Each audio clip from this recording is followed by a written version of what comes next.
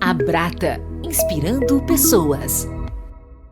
Olá, seja bem-vindo ao nosso podcast. E o tema de hoje é o papel da psicoeducação e da psicoterapia no tratamento dos transtornos de humor.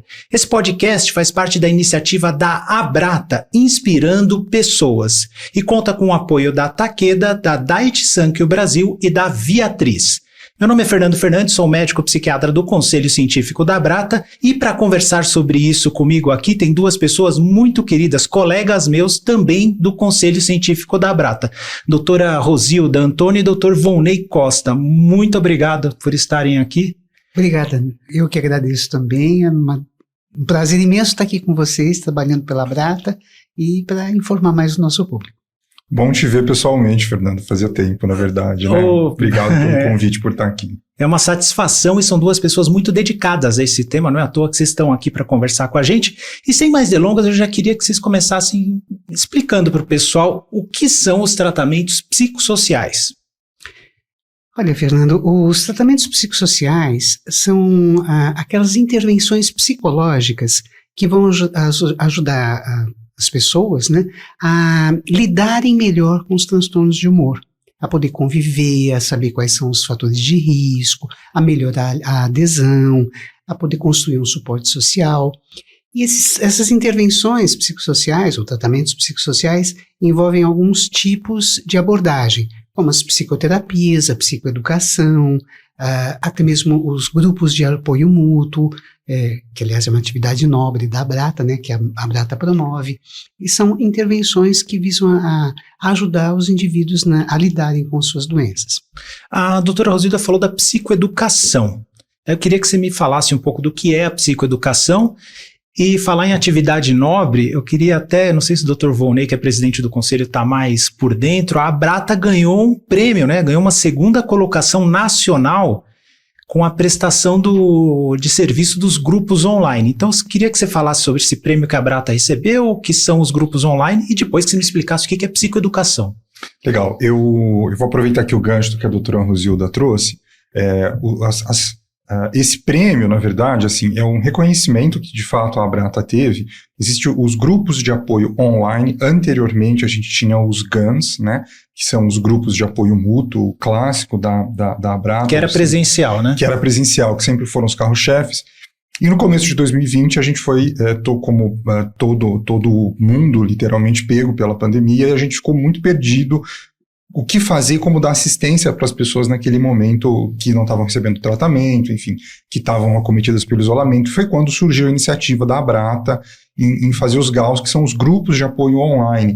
É possível se inscrever através do site da Abrata. Existem os grupos para faixa etária acima de 18 anos e aquele para os adolescentes.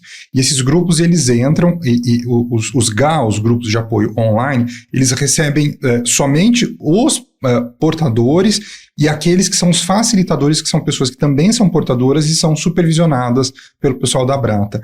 E esse grupo, ele promove um impacto gigantesco, assim, de adesão, de uma certa autoproteção. As pessoas realmente se engajam para o tratamento e cuidam uma das outras. Muito bem.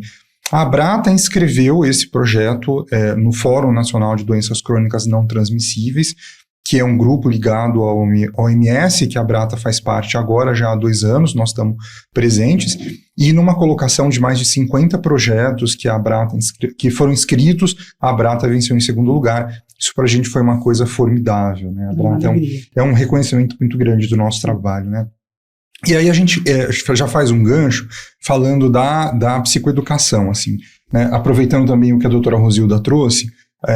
O que é a psicoeducação? A psicoeducação é uma sobreposição de técnicas em que você tem, na verdade, práticas da terapia cognitivo-comportamental, práticas de atividade em grupo e educação, tá? Então você tem uma sobreposição dessas 3 técnicas e que ela tem uma finalidade que é variável, na verdade. As pessoas pensam que quando fala em psicoeducação é só para falar de doença, e na verdade não é isso, assim. Desde os primórdios que se fala de psicoeducação, esse movimento começou lá pelos idos de 1908, a gente tinha um americano, na verdade, Clifford Beers é o nome dele, e ele era cometido por transtorno bipolar, os tratamentos à época muito cruéis, E esse processo de internação sempre muito cruel, você entender o porquê, levou ele ao longo do tempo de criar esse movimento, que eles chamam de movimento de higiene mental nos Estados Unidos, que é o precursor da psicoeducação. Isso ganhou corpo a partir dos anos 1950, quando ali você tem um movimento de desinstitucionalização, que aqui no Brasil é chamado de luta antimanicomial, não sei se é o termo mais adequado, mas enfim, de desinstitucionalização. E aí, em 1980, de fato, esse termo ele é cunhado, de fato, como psicoeducação. Bom, o que a gente sabe é que a psicoeducação ela tem finalidades variadas. Você pode, por exemplo, promover ao paciente falar sobre a doença. Você pode, na verdade, trazer os familiares para participar do tratamento e se engajar. Você pode falar do tratamento em si, técnicas de tratamento. Ou você pode usar a psicoeducação como uma forma de você trazer as pessoas para a prevenção de recaída e evitar qualquer perda precoce em função da doença. Às vezes a pessoa começa a ter ideias estranhas de fim da vida e quer dar conclusão disso, e o grupo promove, na verdade, uma proteção. Então, quando a gente pensa em psicoeducação, a gente primeiro tem que pensar qual a origem dela e por que ela existe, da importância, a sobreposição de técnicas e o que a gente busca fazer com a psicoeducação. Tá? E uma coisa importante a dizer sobre a psicoeducação, que não é opinião nossa que isso é bacana, não. Nas diretrizes de tratamento, consta lá a psicoeducação e o suporte de pares. Psicoeducação, que é um papel que a Brata faz, e o suporte de pares, que está nos grupos de apoio online, né? São fatores indicados, são medidas terapêuticas indicadas no transtorno bipolar, constam nas diretrizes de tratamento. Quando a pessoa está em crise, é lógico, não vai ser isso que vai resolver a crise. Precisa medicação, intervenção psicoterápica adequada, principalmente a medicação, mas principalmente quando a pessoa já melhorou, para se manter bem, a psicoeducação e o apoio mútuo entre pares, entre semelhantes, é muito importante e consta nas diretrizes. Então, é muito importante. Envolva-se. Se você tem um familiar, se você é um portador, se você é um cuidador de alguma pessoa que tem algum transtorno do humor, principalmente se está mais crônico, de mais difícil abordagem, é muito importante você se envolver, e a Brata está aí para isso.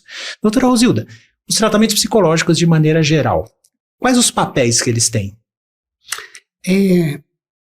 A função dos tratamentos psicológicos, no caso de transtornos mentais, é fundamentalmente ajudar o indivíduo a conhecer o transtorno que tem, porque por meio do conhecimento você pode lidar melhor, você pode aceitar melhor o diagnóstico, consequentemente aderir ao tratamento, e a adesão ao tratamento promove a melhora do quadro, estabilização e por aí vai. Né? Então, essa é uma das funções, ajudar o indivíduo a compreender, né, por meio da psicoeducação, por exemplo, né, seria a função psicoeducativa da intervenção psicossocial, mas outras coisas também, ao conhecer, também promover mudanças em estilo de vida que sejam importantes para diminuir os fatores de risco, né, ou para instituir mudanças de hábitos. Aí eu já estou pensando também no transtorno bipolar, né, mudanças de hábitos, rotinas de vida, que fazem parte do tratamento, né? O tratamento não se resume, como você bem falou há pouco, ao tratamento medicamentoso. Você tem, ele faz parte de uma série de mudanças que precisam ser feitas na vida do indivíduo, desde a atitude que ele tem em relação à própria doença, o conhecimento, mudança de estilo de vida, mudanças alimentares, instituição de práticas e rotinas que muitas vezes não estavam presentes, na grande maioria das vezes não está presente, por exemplo, no indivíduo com transtorno bipolar. Então, as psicoterapias, com diferentes abordagens, vão procurar desenvolver nos indivíduos ajudar essas pessoas a implementarem essas mudanças, né? Mudança de atitude, mudança na forma de lidar com o seu transtorno, mudança na forma de se relacionar com as pessoas, mudança na forma de se construir a sua rotina, as suas atividades. É uma mudança de vida. Mudanças, eu acho que é uma palavra-chave para psicoterapia. Tem que ser fundamental. Acho que a psicoterapia, Nossa, gostei de associar a psicoterapia com mudança. Psicoterapia com mudança. Tem que ser uma coisa que a pessoa veja valor, que a pessoa seja estimulada a realizar e a pessoa tem que estar disposta à mudança. Sim. Só ela pode mudar a si mesma, Sim, né? A psicoterapia não muda ninguém, mas ela ajuda a pessoa a mudar a si mesma. Uhum. Legal. Posso provocar, Rosilda? Vamos lá. Vamos lá. Há um jargão, né, que circula nas redes, em todo canto, que apenas a terapia cognitivo-comportamental é que pode ser usada e que é correta para o tratamento do transtorno bipolar, né? E que é a melhor, assim. O que você tem lido, o que você conhece, dá para afirmar isso? Você falaria alguma coisa diferente? Tem alguma técnica que é mais adequada? Olha, Volney, de fato, a terapia cognitivo-comportamental é extremamente rica e muito bem estruturada para o tratamento de vários transtornos mentais. Começou com a depressão, né? Também no transtorno bipolar, ela ajuda o indivíduo de forma muito organizada e respeitando as características da doença e as fases que o indivíduo está. Então, ela tem uma estrutura muito boa, mas eu diria que o mais importante, porque você tem que pensar que a gente tem pessoas morando em diversos lugares. Então, muitas vezes o indivíduo pode morar num lugar que não tem um terapeuta com formação indicada. Mas existe um pré-requisito fundamental para o tratamento, para ser um terapeuta habilitado para tratar um paciente com transtorno de humor. É conhecer o transtorno de humor. Uhum. Tem que saber. Uhum. Não dá para você escolher um terapeuta que não conheça a doença ou que, pior que isso, negue a neurobiologia do transtorno. E existe muito. Infelizmente, eu atendo pacientes, vou dar como exemplo, né? Pacientes que se tratam com terapeutas que falam, olha, você está tomando medicação, mas logo não vai ser mais necessário, esses remédios são por pouco tempo, é só para melhorar um pouquinho até você ficar em condições de você mesmo dar conta das suas coisas. Uhum. Isso não se aplica a um transtorno bipolar, né? Por outro lado, aproveitando o gancho, eu vou dar um outro exemplo que eu gostei muito dessa situação. Eu atendo um paciente que mora no interior, também num lugar que não tem recursos. Eu falei, você precisa de psicoterapia, né? Aderido à medicação, mas precisava de psicoterapia. Ele procurou uma terapeuta na cidade dele, perguntou para a terapeuta se ela conhecia o transtorno, ela disse que não, mas que queria conhecer. E pediu para ele me pedir bibliografia a respeito. Eu indiquei um manual de transtorno bipolar, de terapia para transtorno bipolar, que tem 2 volumes, um para terapeuta e outro para o paciente. Ele comprou, deu de presente para ela a parte do terapeuta, os 2 liam juntos.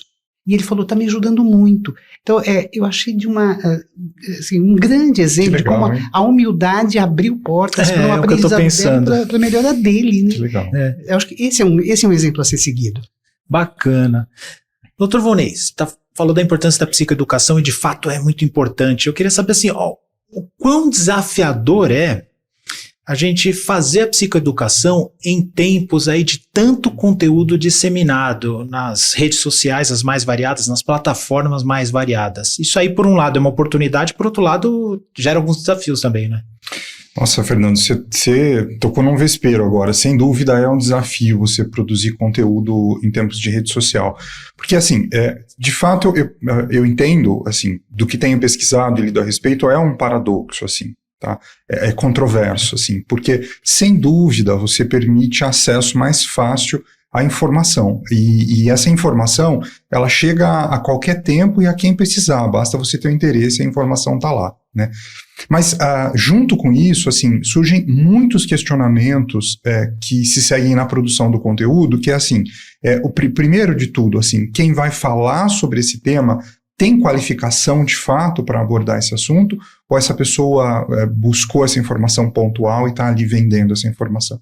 Acho que a primeira questão é essa. E a segunda que vem é essa pessoa que produz esse conteúdo, qual é o conflito de interesse que ela tem em falar sobre isso, por que ela resolveu abordar esse tema? Né? Será que está dando mais marketing? Será que recebeu um financiamento? Será que quer canalizar pacientes ou clientes para si ou para alguma clínica? Né?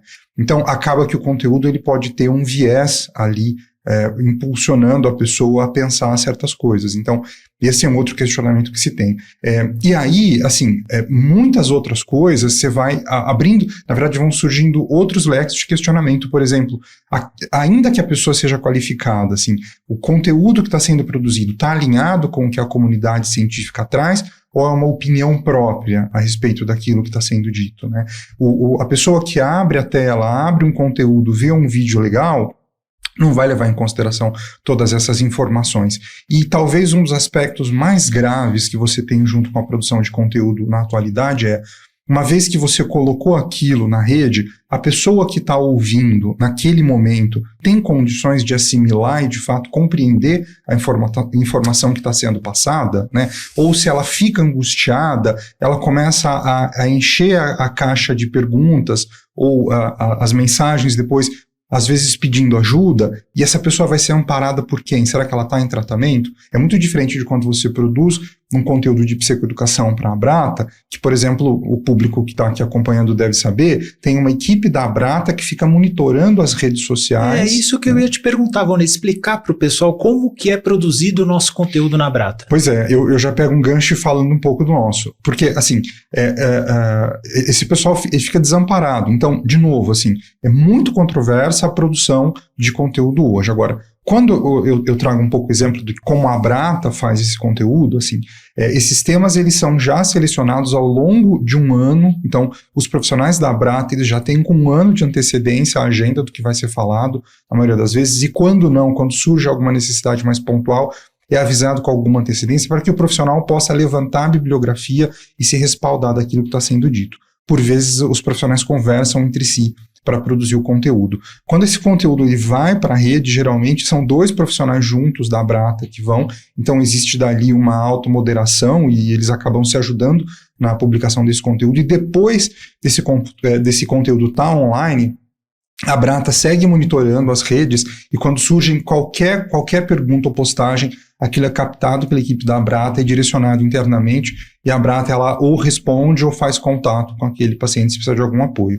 Então, eu acho que é importante destacar que sim, é muito válido que se tenha conteúdo na rede, mas a gente tem que questionar a qualidade disso, ver quem consome e depois que consumiu como a pessoa fica em relação ao conteúdo. Pois é, sabe que eu produzo conteúdo também para rede social, dentro da Abrata tem o meu canal também, e eu vejo o quanto que é difícil a gente... É assim, sabe, tem um filme do Batman, o Cavaleiro das Trevas, que eu uso como exemplo, né, que no final do filme, o Batman tem uma opção que o comissário Gordon dá para ele, né, ele fala assim, Batman, tem o herói que o povo quer e tem o herói que o povo precisa. No contexto da cena, ia você fazer o quê? O Duas Caras tinha morrido e era assim, deixa o Duas Caras ser o herói perante o povo, porque o povo quer, você tem que ser o herói que o povo precisa. Aí o Batman sai como vilão naquele filme, né? Uhum. Então eu fico pensando isso, sabe por quê? Porque o algoritmo da rede social, o modo de funcionamento da informação na internet favorece informações que são pontuais, de fácil assimilação, impactantes. E quando a gente fala de psicoeducação, as coisas não são assim. A coisa nunca é 8 ou 80. Entende? Mas a informação que dissemina é aquela informação mais impactante, mais simples de ser captada, e normalmente o que é simples não é certo. E outra coisa, normalmente essas informações impactantes, muitas pessoas levam ao pé da letra. Então eu já vi muitos comentários do tipo assim, pacientes meus, doutor, então eu não posso tomar café, porque eu vi na internet, tomou bipolar, não pode tomar café. Calma, não é tanto assim. Outra coisa com relação, por exemplo... Bom, há diversas situações que a gente tem que particularizar paciente por paciente, quadro por quadro. Ou então, vou falar um comum. Doutor, eu vi na internet que bipolar não pode tomar antidepressivo. Como é que é essa história? Não, calma. O transtorno bipolar é um conjunto de doenças. Não é uma doença. Então, há casos em que o antidepressivo ele não só é permitido, como ele é necessário. E há casos em que não. Então, esse cuidado é muito difícil de ter. É muito difícil você ser esse parafraseando o Batman, ser o herói que o povo precisa, porque é difícil passar essa informação. E a gente tenta fazer isso aqui na Abrata, né, na nossa produção de conteúdo. Bom, o conselho científico já é de profissionais que têm expertise no tema. E mesmo assim, é raro a gente produzir um conteúdo que não seja revisado por um colega. Exato. Né? Que não seja revisado por um colega. Então, essa responsabilidade, eu acho que quem busca informação, eu estimulo que se busque informação, porque senão seria um contrassenso da nossa parte, porque a gente produz o conteúdo e a gente não vai estimular que as pessoas procurem. A gente tem que estimular, mas tem que se encontrar aquelas fontes mais idôneas para a gente seguir, né? Só queria colocar uma coisa, até querendo também ouvir o que vocês acham, mas eu estimulo meus pacientes a procurarem sim e a trazerem para mim. Isso é uma Veja, e boa. aquilo que você vê, traz para mim, a gente conversa junto, avaliamos junto. Né? Isso faz parte da relação. Faz né? parte da relação. O meu problema é o que fazer com essa grande população que a gente sabe o que fala, mas não sabe o que eles entendem. E eles não têm com quem serem esclarecidos. Vocês têm alguma dica? E aí eu já até emendo, Dr. Volney, se você acha que é possível levar a psicoeducação de qualidade para o grande público. Tá. Primeiro, assim, eu vou tentar fazer uma apanhada. Achei ótimo que a Rosilda trouxe. Você estava falando do algoritmo e, sem dúvida, isso impacta, porque a informação que o público consome é aquela mais curta e de mensagem muito rápida.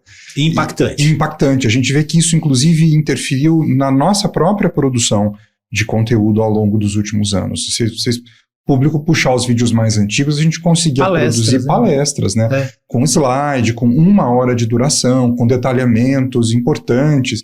E a gente viu que o público não estava conseguindo consumir isso, e a gente precisou mudar, sem dúvida, o conteúdo. E assim, isso, Rosilda, eu penso que não dá para a gente censurar, falar, não vai procurar informação, como o Fernando trouxe, assim.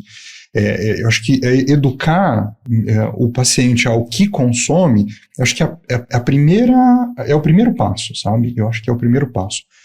E ter a possibilidade de discutir junto e colocar isso dentro da consulta, tem que ter esse tempo de você discutir. Faz parte agora, né? Acho que sim. Sempre fez, mas agora, assim, a psicoeducação sempre fez parte da consulta, faz parte do nosso trabalho, faz parte da estratégia terapêutica. Mas agora, dentro da psicoeducação, esse gerenciamento de informações que chegam ao paciente, né? Muda. Não dá para o psiquiatra mais, outros médicos, mas o psiquiatra ter o seu dono do saber, passar a informação e tá pronto. Tem que ser dinâmica a troca. E aí, quando a gente fala do grande público, veja só, eu sou entusiasta, a gente está aqui na Brata, na psicoeducação, e eu acredito que dá para produzir conteúdo. Mas eu não sei se isso depende da internet. Eu acho que isso depende muito de parcerias, do corpo a corpo. Então, secretarias de governo estabelecendo parceria com ONGs, com organizações como a Brata, como fizemos recentemente no estado de Santa Catarina, na zona sul de São Paulo, atingindo um público muito grande com informações distintas. Então, eu acredito assim que promover debates, como fizemos recentemente, inclusive na ETEC aqui em São Paulo. Então, eu acredito que para a internet é possível produzir um conteúdo, eu não sei se ele vai ser consumido de fato, mas eu acredito que a raiz, a base do processo está em parcerias para que se leve para as periferias, para as cidades distantes, informação de qualidade no corpo a corpo. A gente precisa voltar a acreditar nisso, sabe? E eu acredito que isso depende de boa vontade política e não coloco isso como algo impossível. Eu vejo pessoas de boa vontade que estabelecem parcerias e levam o projeto à frente. Legal. Voltando ao foco no paciente, doutora Rosilda, quais são os objetivos da psicoterapia? No transtorno bipolar em específico. A gente pode colocar os objetivos como dependendo da fase do paciente, né? O objetivo, assim, obviamente, produzir uma melhora na qualidade de vida, né, e as mudanças necessárias. Mas a gente tem que entender assim, primeiro tem um paciente recém-saído de uma crise, né? Pode ser recém-diagnosticado, primeira crise, ou já teve várias e recebeu o diagnóstico, está completamente atordoado, muitas vezes rejeitando esse diagnóstico, até por conta do estigma da doença, sem entender direito por que ele recebeu aquilo, se ele vai ter que tomar medicação, se essa medicação é para a vida toda, com uma série de questionamentos. Nesse primeiro momento, além, obviamente, do tratamento médico que ele vai estar recebendo, a psicoterapia vai ajudar essa pessoa a entender o que se passa. O que significa esse diagnóstico? Como eu falei, tem um enfoque mais não só psicoeducativo, mas também, mas assim, entender qual é o impacto que isso está tendo na vida dele, qual é o que ele está sentindo, que fantasias ele tem, ajudá-lo a aceitar, a reconhecer em si mesmo os sintomas, a trabalhar um certo luto, importante luto que acontece, que ele se imaginava saudável, não se imaginava um portador de uma doença mental e recebeu um diagnóstico que tem um peso muito grande. Não é? Então isso é vivência de um luto. Então eu sou um louco, eu nunca mais vou poder viver uma vida normal. Não posso ter filho. Não posso ter filhos. Né? Então, assim, bem comum ver isso. Completamente perdido e apavorado. Então assim, poder trabalhar isso, poder se entender com isso, desfazer crenças erradas, começar a trabalhar o estigma, começar a se entender o sentido de se medicar, enfim, para diminuir os riscos, né, que envolvem esse momento tão difícil de quem foi recém-diagnosticado ou que acabou de sair de uma crise importante. Num segundo momento, ele já está melhor, pode ainda estar levemente sintomático, mas vai começar a entender que é necessário começar a promover mudanças, criar rotinas. No transtorno bipolar é super importante, né? Criar a rotina de sono, de alimentação, de atividades, instituir atividade física, começar a pensar nas suas relações, né?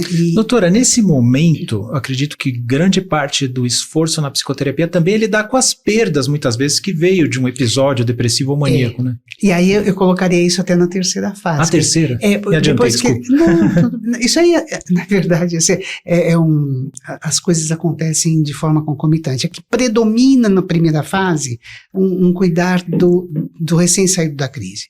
Predomina na segunda fase, vamos agora ver como que a gente vai lidar para organizar melhor a sua vida, diminuir os riscos de você vir a ter uma recaída, começar a trabalhar comorbidades, como transtorno por uso de substâncias que pode estar presente e é muito frequente, então isso é um fator de risco. Começar a trabalhar também essa comorbidade.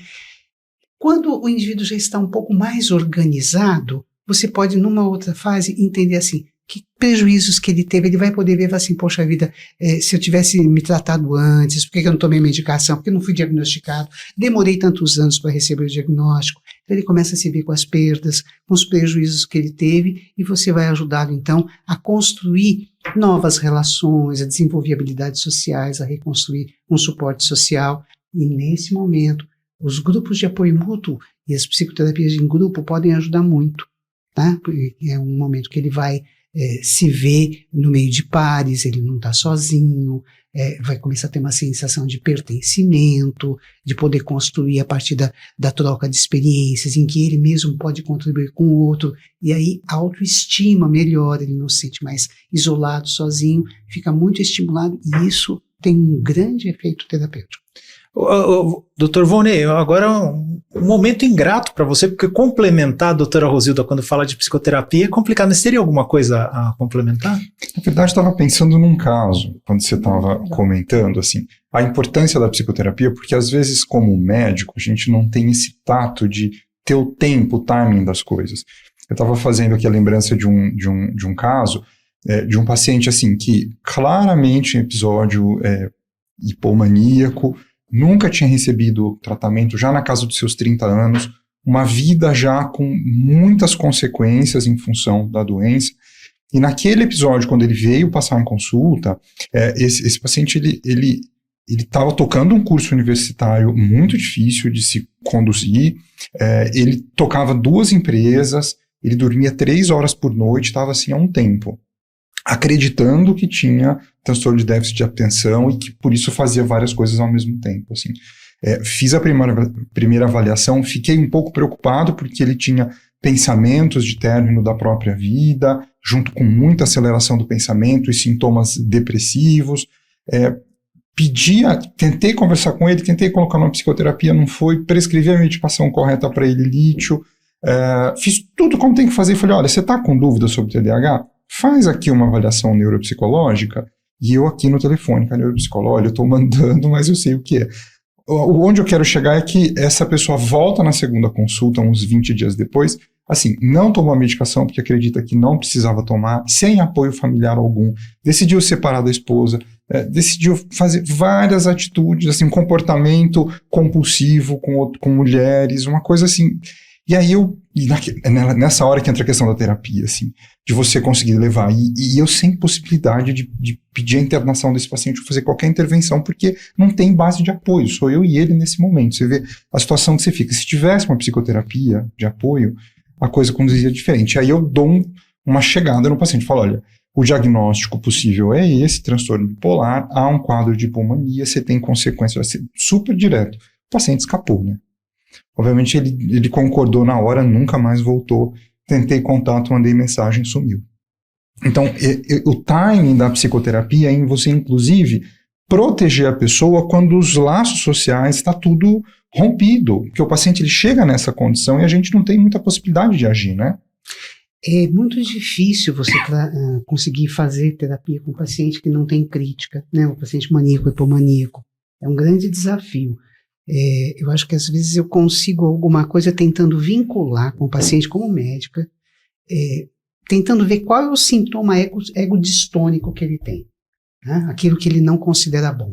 Por exemplo, o único problema é que eu precisava dormir um pouquinho mais. Eu falo assim, então, você está se sentindo bem em muitos momentos, mas veja só, você está dormindo pouco, isso não vai fazer bem para a sua saúde. Eu acho que a gente precisa fazer o seu cérebro desacelerar um pouco para você poder aproveitar melhor a sua energia. Tentar fazer algum gancho que faça ele aceitar porque ele precisa ser medicado, né? Assim, acelerado você não consegue. Você não consegue fazer abordagem terapêutica. Você consegue fazer a terapia familiar, mas no caso que você falou, não tem família. Não tem família. É complicado. É complicado, né? Mas é um trabalho difícil. Aí seria assim uma certa instrumentação de alguns elementos de psicoterapia para poder vincular com o paciente e tentar fazer uma aliança terapêutica.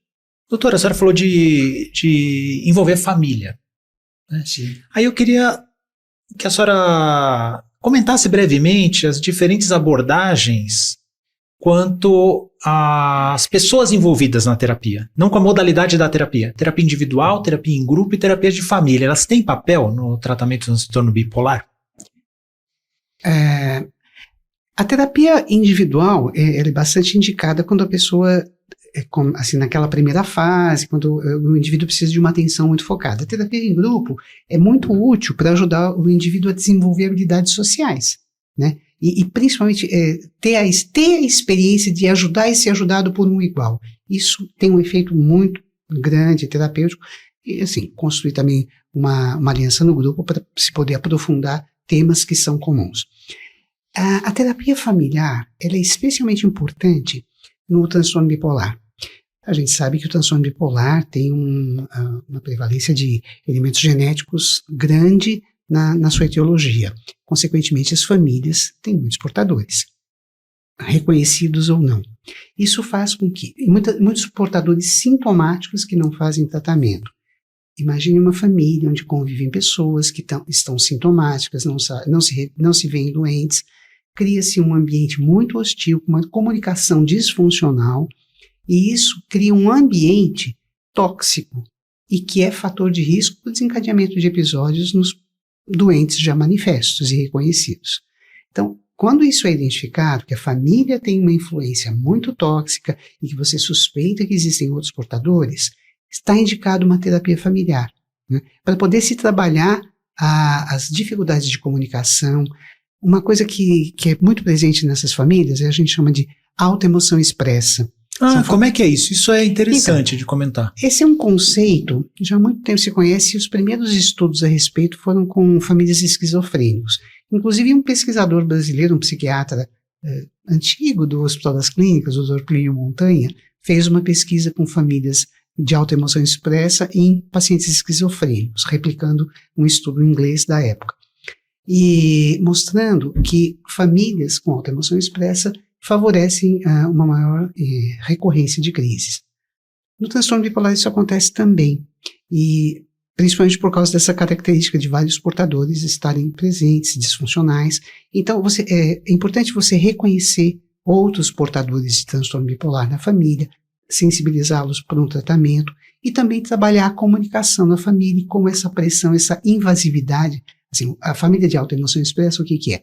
A presença de um ambiente de muita crítica. Geralmente tem um ou outro elemento, pode ser a mãe, um irmão, que vira para o doente e desqualifica, fala você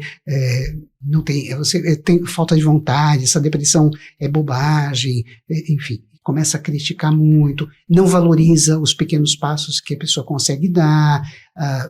Eu já vi assim, pessoas assim, a mãe no meio da madrugada escuta um barulho na rua, entra no quarto da filha para ver o que está acontecendo, acorda a menina que aí não consegue dormir mais, ou começa a querer saber o que ela faz no celular e critica por que ela está fazendo aquilo. Se arruma emprego, ela assim, arrumou um emprego errado, se está desempregada, então você é preguiçosa. E esse é o ambiente, né, de uma extrema crítica e invasividade. Isso é chamado de autoemoção expressa, né?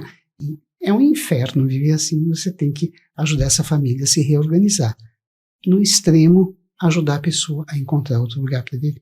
Mas isso é outra história. Quer complementar alguma coisa, doutor Volney? Não, tem hora que eu só gosto de ouvir a Rosilda, é muito bom. Eu ficaria assim, hora, ouvindo. Encantador. Olha, gente, muito obrigado por esse bate-papo. A gente conversou bastante coisa bacana a respeito de psicoterapia e psicoeducação e a respeito do papel da Abrata também. Sim. Foi uma oportunidade muito bacana. Vocês querem deixar alguma mensagem final? Só queria agradecer muito, é sempre muito bom estar aqui conversando com vocês, poder falar, poder aprender, aprendi muito aqui hoje, e convidar as pessoas a continuarem frequentando, assistindo os vídeos da Abrata, acho que procurando informação de qualidade, e acho que quando a pessoa vê uma informação de qualidade, eu convido mesmo, né? Assistam os vídeos da Abrata para se ter uma referência, tá? Porque não quer dizer que é um único, existem outros de excelente qualidade, mas para poder aprender o que é bom, porque isso ajuda a discriminar e depois ver aquilo que não é tão bom, que está meio forçado. Volney? E lembrar dos grupos da Abrata, né, o GAL, o Grupo de Apoio Online, isso é bastante importante, é só entrar, se inscrever e participar, tem para adulto, tem para adolescente, vocês são super bem-vindos. Obrigado pela oportunidade, Fernando. Queria só acrescentar uma coisa, eu trouxe um parágrafo de um livro chamado Uma Mente Inquieta, que é de uma psicóloga americana chamada Kay Redfield Jameson. Ela é uma psicóloga portadora de transtorno bipolar e ela conta nesse livro, que é de 1995, como foi a experiência dela com a doença antes de ela aceitar o tratamento e depois quando ela começa a aceitar o tratamento.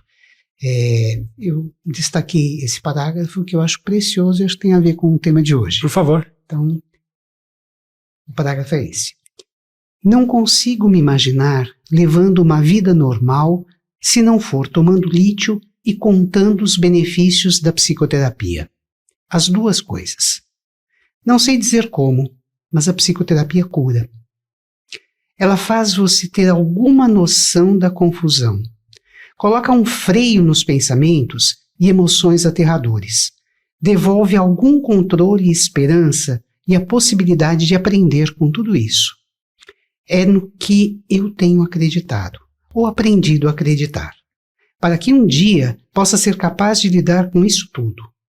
Nenhum comprimido consegue me ajudar a lidar com o problema de não querer tomar comprimidos. Do mesmo modo, nenhuma quantidade de psicoterapia sozinha pode impedir minhas manias e depressões. Eu preciso das duas coisas. Isso. Excelente, não tem modo melhor da gente finalizar. Agradeço demais, doutora Rosilda, doutor Volney, agradeço principalmente você que acompanhou a gente até aqui, muito obrigado pela sua audiência. Quer receber mais conteúdo? Segue a orientação da doutora Rosilda, do doutor Volney, segue a gente nas redes aí, Abrata, em todas as redes, procura, e literalmente o conteúdo da Abrata a gente assina embaixo, literalmente, né? Então, segue a Abrata em todas as redes. Ficou com alguma dúvida? Quer fazer algum comentário? Deixa aqui embaixo para a gente seguir com a discussão. Novamente, muito obrigado, fiquem com Deus e até uma próxima. Abrata, inspirando pessoas.